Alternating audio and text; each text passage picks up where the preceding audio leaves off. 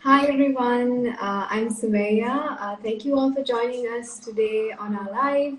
I'm joined here with our guest speaker, Aritha Wickramasinghe, and my co-moderator, Shenali. So just before we dive into the topic, I will just pass it on to Shenali to start off with a quick introduction of our guest speaker here today. So over to you, Shenali. Hi, Aritha. So everyone knows Aritha, but I will give you some background anyway. Aritha is an English law qualified solicitor with 11 years of experience in international finance and public policy. He worked at the world's most prestigious law firms, Clifford Chance and K&L Gates in London, before moving back to Sri Lanka, where he has been working with the government for 17 years. He is also a very well-known artist who we are all familiar with, who has spoken about numerous social issues in Sri Lanka. And he is the founder of iPro Bono, which is a non-profit online network that connects organizations in need of legal assistance. Welcome, and it is so great to have you here with us today, Aditya. Thank you. Thank you for having me. Just a correction, I have not been working in the government for 17 years. I just worked with them for a few years and I joined back, and I'm not the founder of iPro Bono. I am their director for equality. Right. Yeah. Thank you. And yes, people know me actually as, I have to keep clarifying all the time that I'm not a human rights lawyer, because it's this perception because I'm an advocate on so many of these human rights and social issues that I'm a human rights lawyer, but it's a mistake. I think it's the duty of everyone to be passionate about issues and to speak up about things that affect people. But as you said, my background is in banking and finance, and that's my specialty. Right. So I will hand over to Sumi to carry on the discussion. Yeah, so just before we get started, I just want to say that we will be celebrating Independence Day tomorrow. So I think we can all relate to how, as young kids, we were excited about tuning in to national TV and watching these extravagant parades. Shenali, I'm sure you can add a little bit here just before we dive into the questions. Yeah, so we used to be very excited for this as children, getting school holidays and everything. But now as we grow up, we've started to look at it in a very rational perspective, where we think about where we get the finances to, finance these celebrations. And also we have the fundamental question, whether we are actually as free as these celebrations suggest. Yeah, so I think, like Shenali said, I'll just quickly jump into the question. So, Aritha, like according to the Economic Freedom of the World Index, which really measures how free countries are in the world, there are 165 countries and territories that are assessed under this ranking. So Sri Lanka is actually ranked in the third quartile, which is just above the least freer countries in the world. So Aritha, I would like to know what your thoughts are on this ranking, and do you think that according to this index, we are actually free? No, we are not an economically free country. And there is this great myth that actually we often actually even blame our economic issues and some of our social issues on this sort of false belief that we are an open economy, and this open economy is to blame for all these problems. As you said, tomorrow is our Independence Day, and I'm actually able to speak. We're actually having a power cut right now, so the light is actually from this emergency light. There is no power in my house. Luckily, we have 4G reception here, so I can speak to you on 4G. There is nothing free about not having electricity. There are a lot of things you can't do without power. You can't have lighting, you can't have your fridge on, you can't put a fan on, you can't even have access to internet or use your computer, And so we've been following this myth that Sri Lanka is an open economy, and that is the open economy is to blame for a lot of our ills. But when you look, especially the post-independence history of Sri Lanka, we have been getting less and less freer. Actually, during the times of the British Empire, as much as I don't support empires and colonialism, within the empire there was a large degree of free trade, and people had a lot of freedom of movement within the empire. They were able to access goods and services without the tariffs and regulations, and tariffs and non-tariff barriers that we are subjected to now. So that meant that actually during the time of the empire, people were able to have access to goods which were more affordable, and to services which were more affordable, and to goods which were actually cheaper and better value for money than they are right now. What we've seen since the end of the empire as we know it, and since the so-called independence we've had, is increasing government control of our lives, of the economic choices we make, of our businesses, and of the entire economy. And we had a brief experiment with ultra socialism in the 70s, which proved a disaster. And we feel that since 1978, because since 78 we didn't have those rationing cards and queues as bad as it was in the 70s, that somehow we became this open economy. But when you look at the statistics, when you see that actually 85% of land in Sri Lanka is owned by the state, the biggest employer in Sri Lanka is the state. The biggest borrower of credit, which is pushing out private enterprises by capturing most of the available credit in the market, that is also the state. And with all the restrictions we have for trade, which affects exports probably more than it impacts our imports, means that we're not a free state. And we deserve to be in that third quarter of the rankings. Aritha, so expanding on what you said about 80% of the land belonging to the government, you know how property rights are a big issue in Sri Lanka. So freeing this capital is very important, right, in attaining economic and individual freedom and making the business environment in Sri Lanka more attractive to get foreign direct investment into the country, and also to empower the business community in Sri Lanka. So there's also, I think it's also very interesting that there's a gendered aspect to it, where only 16% of the women hold, this privately owned land, according to a nationwide survey that was conducted in 2002.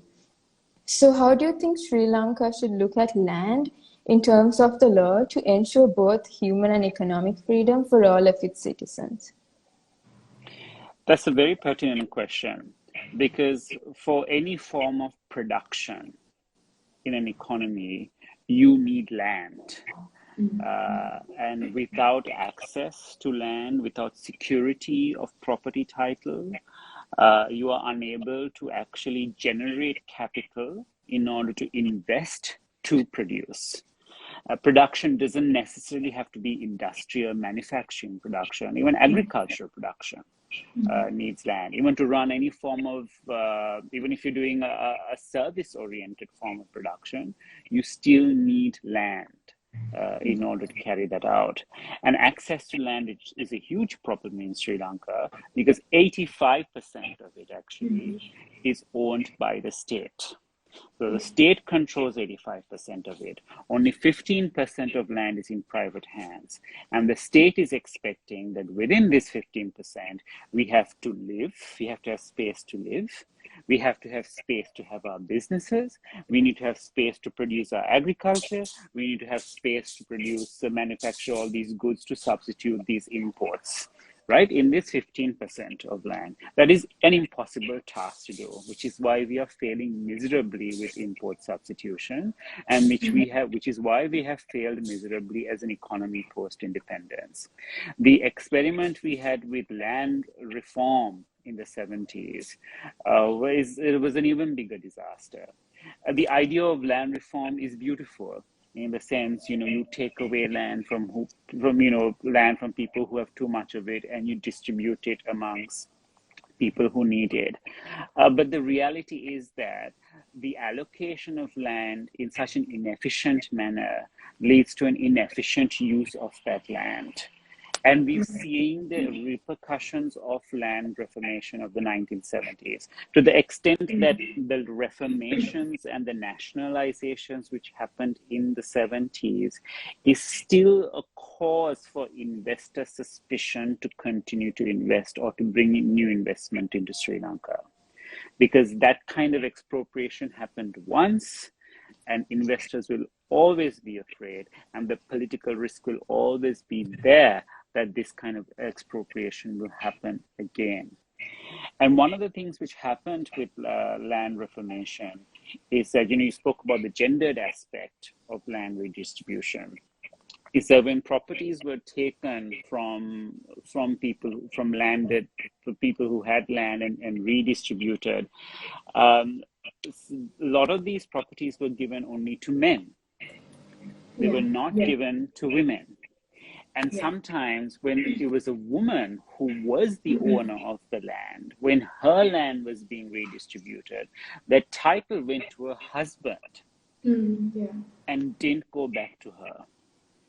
So there were a lot of injustices that happened with this land distribution, which has led to women who have 52% of the population are only owning 16% of land. Which, if he followed the rules of inheritance, if he had, followed the natural rules of land ownership, it wouldn't be so, the discrepancy wouldn't be so high as only 16%. Land reformation was part of the problem. The other thing which land reformation did was, they took these lands and they gave it to all these farmers to say, okay, now every farm acres to produce something.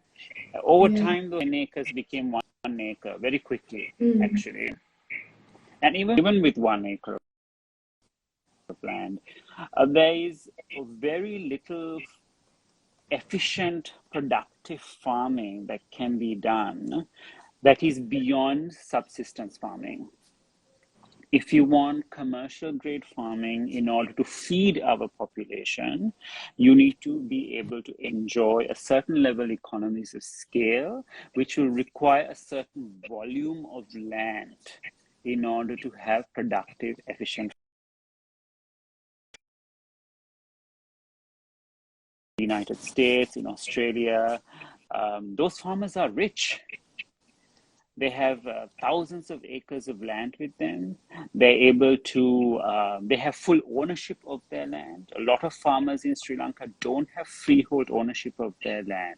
They have what I call land grant, some kind of dubious sub-level of ownership, which only permits them to do something. They're permits, they're not forms of ownership. And that means they're unable to raise the capital to produce on their land, to invest in their land. And even if they had full ownership, there's very little capital you can raise in 1 acre of land or even 10 acres of land in order to have a productive farm.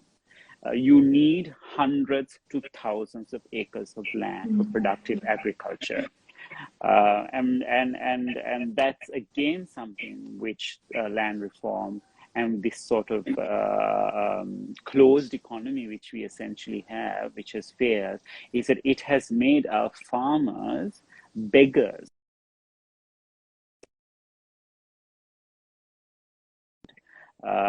So indebted that death by suicide amongst the agricultural community is enormously high because of this factor.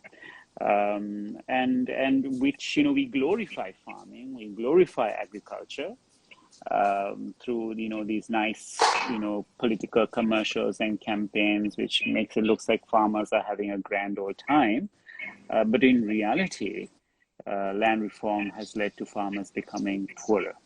And something that you highlighted was regarding how women face difficulties when it comes to acquiring land, and this was something that we have been working on as well. So Aritha, I just wanted to ask, just to give our audience a little bit of a perspective, is there anything in specific, maybe a story that you could share with regards to this issue, to shed some light into, you know, what really is the struggle? I think everyone would be really interested to hear that from you.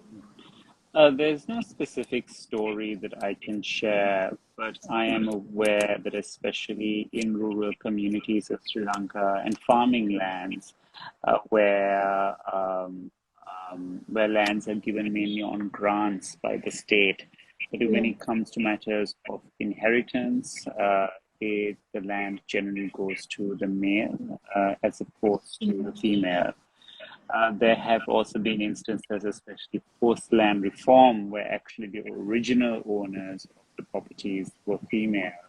When these lands are taken over by the state and redistributed, instead of that woman being entitled, be receiving that land, Yeah. the land was being given to her husband in those situations. So there have been countless situations like this, and there was an attempt to reform the land grants law about a few years ago to ensure that actually women are also equally entitled to land grants, and when it comes to inheritance of these land grants, it would pass on to women as well, as opposed to only men. But unfortunately, that law got shut down and did not pass through for other reasons. So there are lots of issues which need to be addressed. Yeah. Something which would be very positive would be actually to convert a lot of these land grants into freehold titles. And that was again something which the previous law was going to do. And I think converting them all into freehold titles and even letting the natural law of intestacy and inheritance take place would ensure that women would have an equal right to inheritance. Right. And I think with regards to the same topic, I think we have a question from one of our viewers. So it's on basically what she asked is, how much of the land reform depends on the complexity of the law, especially given that when it comes to land inheritance, it really depends on general law and the customary law. So Aritha, what are your thoughts on this? I mean, I am not advocating for land reform. Yeah. Land reform land reform as it was originally envisaged in the 70s took place. It's been a disaster. If anything, what should happen is actually the state should be giving land back to people whom the state took land away from. I think those people have a legitimate claim to get their land back. If we are to address, especially in customary law, the laws we have for various communities which are discriminatory towards women, there needs to be reform of those laws. But ideally, what should happen is we need to have a form of judicial review of discriminatory laws in Sri Lanka. The reason why we are still debating here about discriminatory provisions in the Muslim Marriage and Divorce Act, for example, in Kandyan law, in the Tesawalamai law, is because we don't have a mechanism in Sri Lanka to review the constitutionality of laws that violate the fundamental rights of citizens. We have a mechanism to review the constitutionality of a bill before it becomes an act of parliament. You have about 7 days, which is impossible even during that time frame to understand if a bill is going to violate a fundamental right. But you have that period to challenge the constitutionality of bills before they become laws. But once a law is passed in Sri Lanka, you cannot challenge a law saying this is discriminatory, this is violating the constitution, this is violating fundamental right. So I think actually if you can allow for that, it only requires a simple amendment in our constitution. If you can get that amendment through, then actually a lot of these discriminatory laws and practices can be challenged in courts and we can do away with them. Yes. Aritha, let me ask a question, deviating a slight bit from this topic. I think we all know that the younger population is leaving Sri Lanka, and most of us are either, looking to leave or have already left.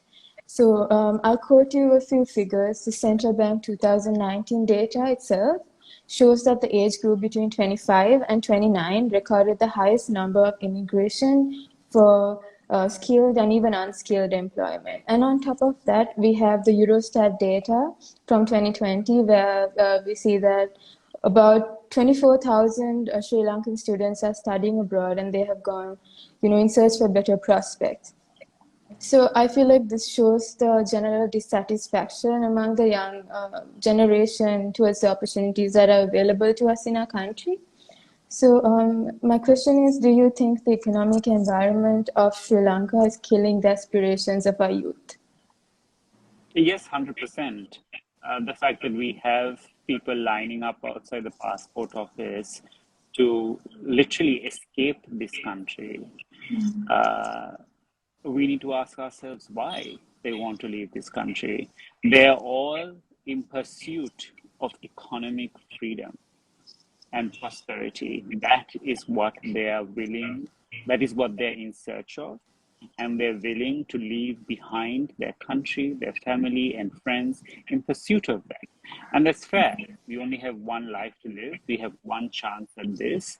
Why should we live in economic misery in a country which is not affording to each of their citizens the opportunity to prosper?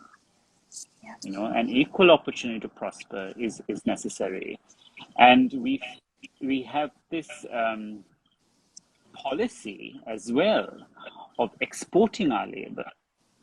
We're sending our skills, our talent, our youth, the best out of this country to contribute to the economic growth and the generation of wealth in other countries. And then we want to live off whatever savings these people can muster and repatriate back to Sri Lanka as a remittance. So we're literally living off the crumbs of the prosperity that our citizens are creating in foreign countries. And that is a policy we've been having for decades. And that policy means that actually political leaders and policymakers in Sri Lanka don't really have to do anything to create a better life for people living here, because they can easily just get rid of them and throw them somewhere else to have a better life somewhere else. And we'll be happy to live off their crumbs. We have to change this mindset by holding our policymakers accountable, by demanding reform. We need to ask why our young people, our most productive citizens, lining up to work anywhere else. They're willing to be slaves in the Middle East. They're willing to, work in 50 degrees Celsius heat outdoors. They'd rather do that than be in a country which is not giving them open opportunity. Reform is essential. They can't start businesses. If you start a business, you're thrown into a swamp of regulation, which kills you. Then you can't access, if you manage to get to the regulations, you can't access finance to grow your business. You can't have access to consumers. There's so many obstacles thrown towards young people to generate their own prosperity that many are left with very few options but to leave. Yeah. So, Aritha, just following up on what you said, you did highlight the need for freedom, right? And I think going in that and looking at it from that point of view, I just want to ask, because you have lived abroad, so is there anything that you can draw from, your experiences, anything that you could share with us that sort of relates to what you just shared with us with regards to, young people and their aspirations? I can speak as a young lawyer, and the work I did in the UK in terms of, something basic as, opening up a business opening a company, getting a company registered. Yeah. If you want to start a business, what's the first thing you got to do? You set up a company. Now, in the UK, the process of opening up a company is so simple. You can do it in 12 minutes. Wow. Right? You can do it in 12 minutes. And that process, as a lawyer, because it was so easy, and because for a client of mine, it doesn't justify for me to charge those fees for that 12-minute opening process, I would get my secretary to do that. That's a job which a secretary can do. Yeah. Now, when I moved to Sri Lanka a few years ago, and I wanted to open up my own company for a business I was starting, it was so complicated that I had to pay someone 100,000 rupees to go through this process of opening a company. This is me, someone who is a banking and finance lawyer, someone who drafts 300-page loan agreements, found the process of opening up a company in Sri Lanka incomprehensible. Yeah. Now, they have made the process slightly easier by introducing this electronic registration of companies. And I've used that. There's the only thing electronic about that process is that you have to get online and download some documents. And I've been through this process. You have to get online. You have to download all these files. Yeah. Then you have to find a printer to print them. Now, how many people have printers in their home? I don't have a printer in my home. Right? And the vast majority of Sri Lankans do not have printers in their home. So you have to download these documents. Then you have to hand fill them. You have to hand sign it because they don't accept electronic signatures. I raise an issue about this, despite the fact that we have an Electronic Transactions Act. You have to hand sign it, then you have to re-upload. We have to scan all those documents to get a scanner and then re-upload all of this. This is their idea of electronic registration of company. There's nothing, the only thing electronic is you have to get on a website and download it. Everything else is still that physical form.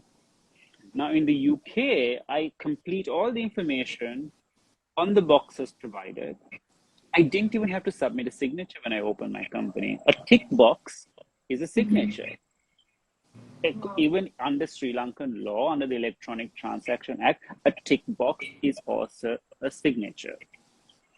So why are we still so based on this paper form of registration? So that is a big hurdle because this is preventing, especially, the last 2 years, we've seen a flourishing of small businesses. People baking goods, people, doing small crafts and selling, they're all opportunities to generate wealth. And the first thing you need to do, because to protect your personal wealth from your business, to create that division between the personal and the professional, you should always set up a company. Companies protect you.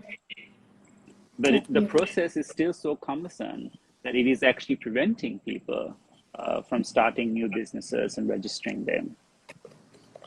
So I think that is, that's something which I saw which I continue to see as a major hurdle for growth. Right.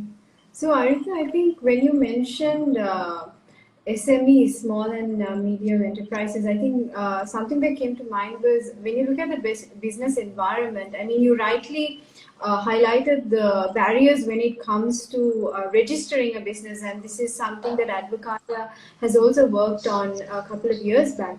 And we see that there are various barriers that they face in terms of regulations, right?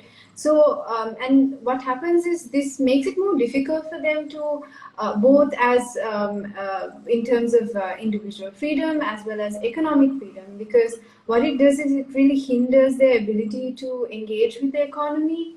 So, Aritha, I would like to ask you how do you think we can make the policy environment more freer for entrepreneurs, especially in terms of regulatory barriers?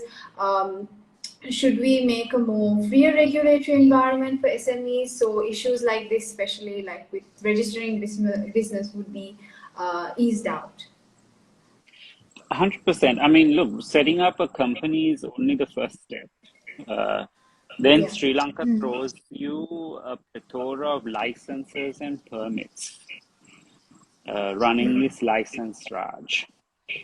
And without obtaining all these various licenses and permits, you cannot actually commence your business.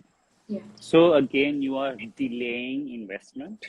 You are adding a barrier to entry to investment and generating wealth. Now, a way forward, a way of reform of this is actually a process of self-certification. You set out very clearly for anyone starting a business, these are the rules that you need to follow. Yeah. If you're operating a tourism business, these are the guidelines and rules you need to follow. If you're operating, I don't know, selling something or a restaurant business, you set out very clearly, these are the rules you need to follow. And you self-certify as a business that you agree to abide by these rules, whether they're environmental rules, health and hygiene rules, safety rules, you self-certify that. And then you commence your business and you ensure you abide by these rules. Now, if you are found to violate these rules, there should be penalty. Okay. The municipal authorities, the regulatory bodies should be able to do spot checks as they do in other countries. They do these spot checks. They check whether you're abiding by the rules. If you're not, you will be penalized for it. But that will ensure that, not everyone is going to be stuck in this long pipeline of trying to obtain licenses and permits. And they have, you have these government servants, many who are just warming seats throughout the day, taking their own time to review these applications, months, sometimes years to review these permits, while these entrepreneurs, investors, small business owners are waiting to commence their business and generate wealth, generate employment, and generate revenue for the state. All of this is being delayed because of this regime. So we definitely need to introduce a system of self-certification. We need to have more trust and faith in our citizens that most will abide by the rules. And many do abide by rules. You need to have that level of confidence, and to ensure that people abide by the system, you do those spot checks, those audits, and then you ensure they're abiding by them. If you don't, you penalize them. And there are countries which have successfully trialed this, and it works very, very, very well. I mean, Hyderabad, Telangana, the state in India, has been hugely successful program of self-certification. For their industries, they moved on for housing and building permits. Everything's moved to self-certification. It's extremely successful. In Europe, in the UK, in the US, you have lots of fields in the industry which you can do through self-certification. As a lawyer, as an English solicitor, I have to abide by lots of rules and regulations. I am also required to follow, to have a mandatory minimum amount of training hours I need to do every year. And what happens is that I need to renew my license to practice as a lawyer every year. And I now go through a self-certification process to the regulatory body to say, yes, I have done all of this, and I certify this, and I pay my fee, and my license is automatically renewed. But my regulatory body, they do spot checks, and every week, all of us lawyers get emails about lawyers who have been barred from practice because they have lied in their self-certification. So that kind of penalty, and publicly acknowledging and informing that you will be penalized if you don't follow these rules, make sure that everyone else gets in line. And it also means that we're able to get on with our business very quickly, without delay, while following the rules of doing business. Right. So I'm just going to take a second to inform everyone who is joining now that you can watch our full discussion on our YouTube channel. So moving on, I will ask another question, deviating a little bit again from the current topic. So, given the current economic conditions in Sri Lanka, how tough it is for an average person with like the increasing cost of living, the shortage of, essential items that we are facing. And the situation is quite volatile, right? With like the inflation cutting into our hard-earned earnings and savings, and everyone having to be very mindful of how we spend our money. So if the situation is going to go on for a sustained long period of time, it's also sure, more than it already is, to affect the availability of goods in our market, such as, chocolate. For me, like, I'm a very big fan of like chocolate, and it always excites me when someone comes down from abroad, which means I'll have more access to, chocolate that I wouldn't necessarily get in the domestic market. So that aside, even when it comes to essential goods like sanitary napkins, it's like every woman is different, and we don't necessarily have access to many types of them to suit the needs of everyone. So what I'm trying to say that in terms of choice, how do you think it will affect the economic freedom of individuals? And, with the current Independence Day being tomorrow, but do we actually have individual freedom in our country? No, the economic situation is very dire right now, and there are many shortages, chocolates included, sanitary napkins included. There's a shortage of Panadol in the market, and we've been following this policy of import substitution with all these restrictions, but it hasn't actually resulted in our people being better off at the end of the day. If you want people to have more money to spend on the wider economy, you need to ensure that they have access to cheaper and affordable goods. The price of a kilo of chicken in Sri Lanka is more expensive than the price of a kilo of chicken in the United Kingdom or the United States. These countries have GDP per capita about 20, 30, 40 times higher than Sri Lanka's GDP per capita. So people who are 40 times richer than the average Sri Lankan is paying less for their food, for their basic protein and basic carbohydrates than we are paying. Rice is cheaper in the United Kingdom and the United States than it is in Sri Lanka. Potatoes, carrots, they're almost half the price. Wow. So people 40 times richer than us are paying 50% less than us for food. So you can understand the level of hunger and starvation this causes. But it also results in a spiraling of poverty. Because let's say, for example, my monthly income is 50,000 rupees. And say last year, a kilo of chicken was 500 rupees. Yeah. So last year, kilo of chicken was 500 rupees. And say my monthly food bill was 20,000 rupees for a month from that 50,000 rupees. That was last year. Yeah. Now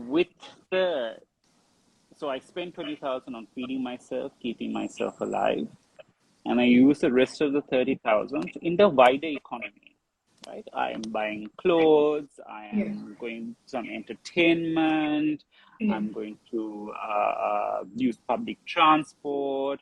So there is the multiply effect. I'm spending money elsewhere, someone else is earning money, we're generating wealth, we're generating jobs.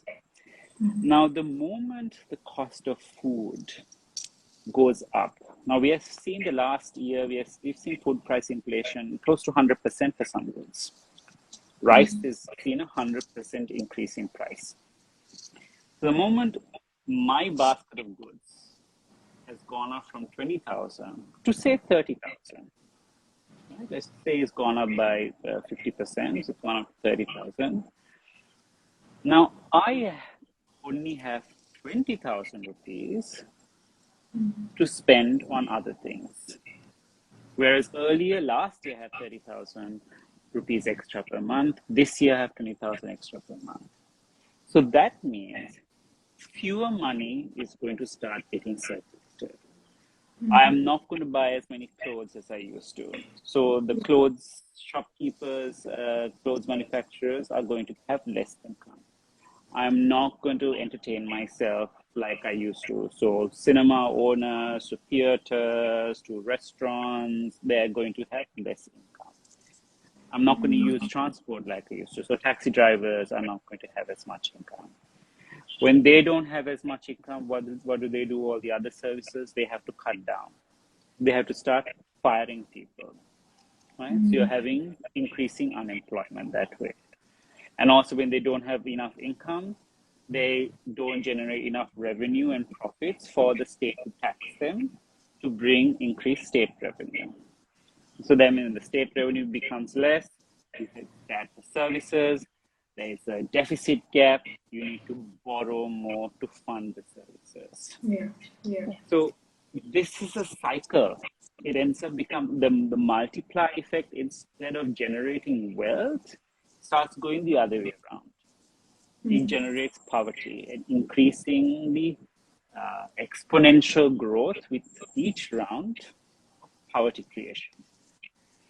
And that is what we've seen in the last 2 years, especially following from the tax cuts of 2019 to the excessive money printing we've seen in the last 2 years, to the import substitution program, which we've had over the last 2 years, where imports have been seen as a bad guy, and therefore access to cheaper food, cheaper clothes have been denied from us in the hope that this is going to generate some new unfound domestic wealth. But the exact opposite has happened. In fact, the acceleration towards poverty has been phenomenal as a result. So, we have to challenge this narrative, and I think people are realizing it. But, we went through this similar period in the 70s, and we shouldn't be a society or an economy which has to keep debating the same issues over and over again, especially when they've already been settled. 50 years ago, we realized this is an enormously bad mistake. And we need to get on this journey of opening up, of free trade, of connecting with global supply chains, privatizations, But we didn't complete that journey. Instead, we've gone on a reverse gear, especially in the last, I think, 15 years. We've been on reverse gear with a lot of the reforms. And instead, what we've seen is, of course, increasing poverty. Thank you very much for that, Aritha. I think that really opened our eyes to a lot of things and really looking into what really needs, where we really need reform. Again, thank you very much for highlighting many of the points that citizens in Sri Lanka face in terms of actually attaining freedom. And this is a very valid conversation that we need to have, especially approaching Independence Day tomorrow. So I think the word independence, the word independence has a lot of meaning and gravity. And maybe it's time we look at these terms rationally and implement the necessary reforms to attain actual individual and economic freedom. You spoke about the inconveniences that were caused by the government owning 80% of the land, and the absurdity of these regulatory barriers that are imposed on SMEs, especially that, and including how you highlighted how the younger generation have really lost hope, and they're attempting to leave at their earliest opportunity, and this really shows that there really needs to be a policy environment which is more attractive to investors, and which where international trade is possible. And also you did highlight the importance of affordability and choice, how this is really important in really attaining individual and economic freedom. And I think these are a couple of points that we discussed today, which I think are very valid. And that was just like a quick summary of what we discussed. So on the question of choice, actually, yes, I really want to touch on government businesses. yeah, Governments are not there to do business. mm. They are not there to run airplanes, electricity companies, restaurants, supermarkets. In Sri Lanka, the Buhari Biryani restaurant is also owned by the government. Right? We don't elect governments to run biryani restaurants. These things are best left to the private sector. Electricity, now we just had a power cut. Yes. Why should I be forced to buy electricity from a company which cannot provide me electricity on a reliable basis? Would you remain with a telephone company which doesn't have signal? No, of course. Where you'll only Yeah, get signal we when won't. they feel like they're going to provide you with signal. When they don't feel like it, you just don't have signal. Would you remain with a telephone company like that? You won't. Of course. Definitely not. And the reason why we don't have telephone companies in this country, which can't remove their signal whenever they feel like it, is because of privatization of telecommunications in the 90s, and because of the freedom of choice that brought us as a result. In the early 90s, before Sri Lanka Telecom was privatized, there was only one telephone company, Sri Lanka Telecom. People had to wait 10 years to get a telephone line. And the telephone line they provided was bad. It was patchy. It had all these noises all the time. I remember that. Okay. Then they privatized it and they opened it up for competition. And today, telephone penetration is about 150%. There are more phones in this country than there are people. Telephone companies are coming behind you begging to get their connection. And you will get a connection in a few minutes. And you get a fast, reliable connection. Now, why can't we adopt the same strategy with power, with gas? Why should I be queuing up for hours for a gas company which doesn't have gas? Why am I forced to buy gas only from two companies in this country? Why can't I have more choice? Why can't there be more electricity providers? Now, in the UK, I had about 30 electricity companies I could choose to be my electricity provider. Wow. That's energy security. I had about 15 gas companies I can choose from. And I could also choose, from my electricity company, I could also choose whether I want pure renewable energy electricity company. There's so much choice. And my electricity bill was cheaper than my bill here. So again, a country which is 40 times richer per person, they're paying cheaper electricity bills for an electricity service which works. I don't even have power half the time. I don't know where this bill is coming from. Right. And it's true, Yes. right? Why are we Yeah. tolerating this bullshit when we won't tolerate it from others? Yeah. So we Yeah. really need to demand the electricity board needs to be privatized. There needs to be competition. We need to be able to choose different providers. We need different gas suppliers. We need different petroleum and diesel suppliers. Yeah. Why I mean, this whole battle of Ceylon Electricity Board can't provide electricity because they are not getting fuel from the only entity that's allowed to provide fuel, because that entity doesn't have money of its own. That's Ceylon Petroleum. Why? Why should it be like that? There should be more providers. You will never see this issue happen in the telecom sector. Now, trust me, if Sri Lanka Telecom was not privatized and if there was no other market entrants allowed in the 90s, they would be having the same argument. They say, oh, we can't run telephone lines because we are not getting electricity from CEB, because they are not getting fuel from CPETCO. Now, if all these telephone companies can still run a telephone service despite the power cuts, that means other companies, if they were in private hands,